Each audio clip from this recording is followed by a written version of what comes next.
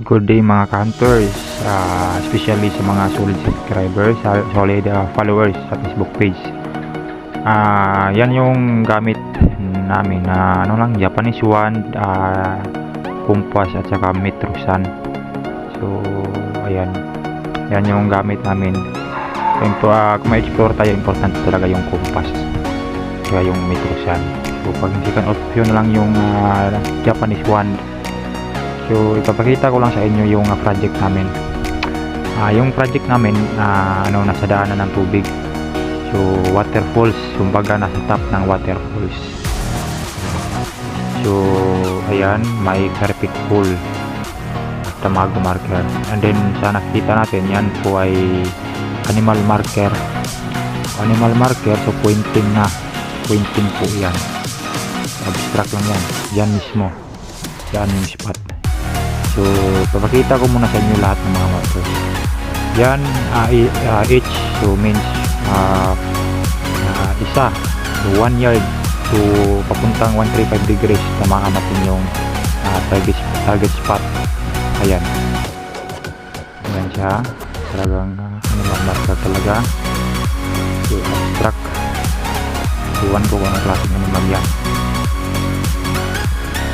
So yan sa baba niya, yan dot, pointing. And then yan yung hole, perfect hole. So sa baba ng perfect hole may number 1 or each. Tapos may mga slash, tapos may parang guide na directional or Sagiro code, means down. Tatama yan dyan sa target deposit namin na tinitira. So dito sa top, and may inverted waterfalls marker. So napakagaling na yung idea kasi binaliktad nila para hindi masyadong halata, pero kitang kita naman natin na talagang waterfalls marker. Ayan, waterfalls marker, tapos sa top niya may deposit. Yan yung tinitira namin. Ayan yung top. Ayan, yan dalalo yung tubig dyan. Ayan doon na. Tapos doon na yung bagsakan ng tubig sa waterfalls. Sa top ng waterfalls yung project. Tapos kung pansinin natin yung bato na yan mga hunters, ay pa-slope yan. Tama yan dyan sa aming tinatrabaho. Tapos marami pa yung mga confirmatory marker or marami pa rin markers. So sa nakikita natin mga hunters ay malakas yung tubig yan. So dinadivert namin.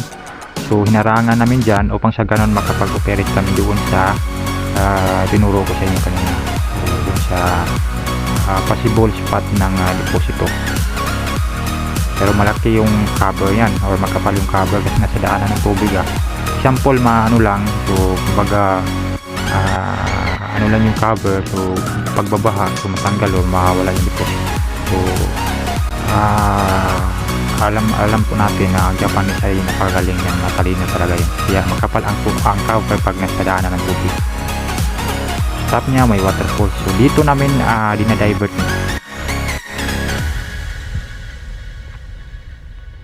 Ayan siya mga hunters. Diyan namin pinadaan ng tubig. Kung sa ganun makapag-operate kami. Ayan.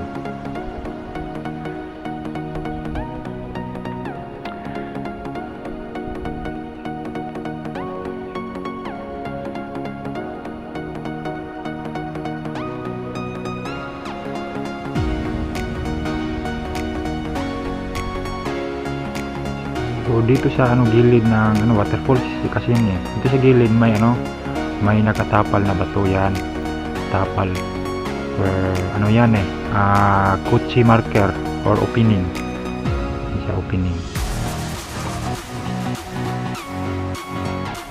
Tapos sa gilid niya yan, sa gilid niya may may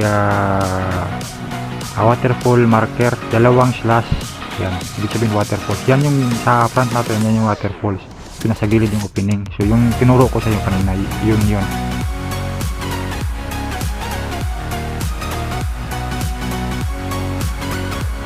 Nandito sa may tubig, may letter C dyan.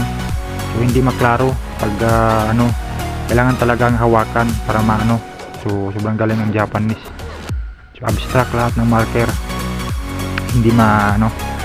So yung ano slash na yan, yung ano letter C na yan ay tatama yan ng 135. So magbakasimot tayo ng 315, tamaan natin yung distance ay 9 feet patungo dun sa aming inoperate. Yan, 9 feet lang. So ayan, so mag-asimot tayo dito ng 2 to 5 degrees. Tatamaan natin yung slash. Directional yan, directional. So patungo yan sa target or inoperate namin. Ayan, so yan 45 degrees pasimot yan kung galing yan sa marker. Ayan na yung ano. So pag operate namin mga counters, mga isang dangkal yung pinatrabaho namin, mas lalo yung lumakas yung radiation. So sobrang lakas na yung radiation, talagang hahatak na yung Japanese 1. And yung Japanese 1 ko mga counters ay loaded na yan ang anti-decoy. Sobrang dami ng anti-decoy at saka may meteorite na yan para iwas talaga na ma-decoy tayo.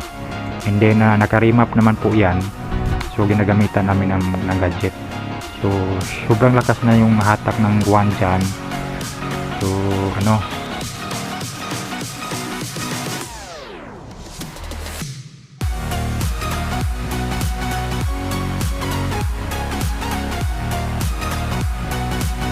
so animal head marker, okay, pointing na yan sa deposito. Pero ano, may tubig eh, so hindi tayo masyadong makapag-operate, malakas ang tubig.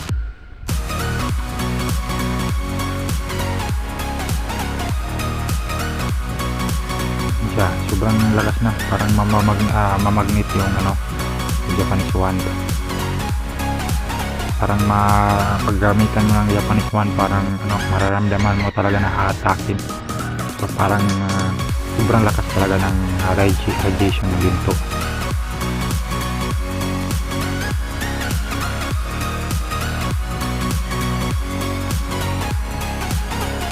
Dito naman sa gilid ng mini waterfalls, may hole, perfect hole. So nag-indicate pa rin na ang deposit nasa daanan ng tubig or nasa top ng waterfalls.